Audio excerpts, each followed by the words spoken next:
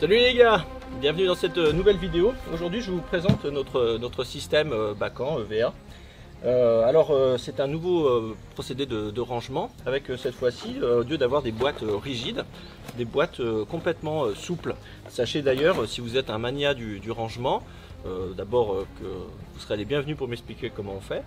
Et puis aussi que contrairement à un séminaire religieux, tout s'emboîte parfaitement. Donc vous pouvez mettre les petites boîtes dans les moyennes boîtes que vous mettez dans les grandes boîtes, c'est extraordinaire. En tout cas, l'avantage pour moi majeur, c'est qu'évidemment qu'un bacan c'est imperméable, c'est étanche. Surtout pour les pêches en bateau, c'est quand même extrêmement avantageux de ne pas avoir à se soucier des infiltrations d'eau dans son matériel. Et puis l'autre avantage, c'est que ce sont des sacs souples, ce qui fait qu'en fait, vous n'avez pas un volume prédéfini rigide, comme avec une boîte en plastique, en PVC. Donc là, vous pouvez en mettre pas mal dedans. Là, c'est le grand modèle de bacan que j'utilise. Je l'ai mis dans ce sens-là pour vous montrer aussi sa petite poche zippée. Généralement, c'est là où je mets à l'abri mon téléphone, mon portefeuille, choses comme ça. Et puis, on va pouvoir mettre dedans des bagues en EVA de différentes tailles. Alors, vous voyez, ici, c'est le plus grand, c'est celui qui est adapté à la surface du bagage.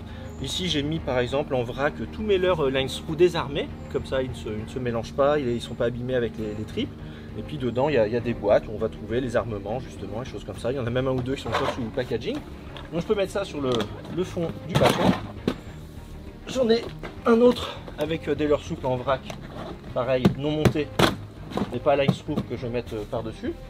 Et puis il y a tout un tas de systèmes de rangement. Là c'est pareil, j'ai encore des leurres souples, essentiellement des River Roach, que sur un bag plus petit. Vous voyez, je vais le mettre dans la largeur. Et puis là j'ai encore un bag avec des boîtes dedans cette fois-ci. Je peux en mettre un deuxième à côté.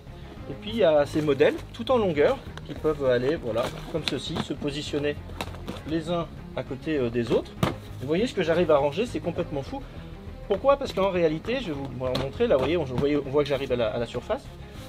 En fait, comme l'air peut sortir des bagues en EVA, bah évidemment, tout ce qui n'est pas rempli dessous peut se tasser. Ce qui fait que si j'appuie dessus, je gagne suffisamment d'espace, par exemple, pour mettre ces petits volumes, comme celui-ci, que je vais mettre là, que je vais mettre là.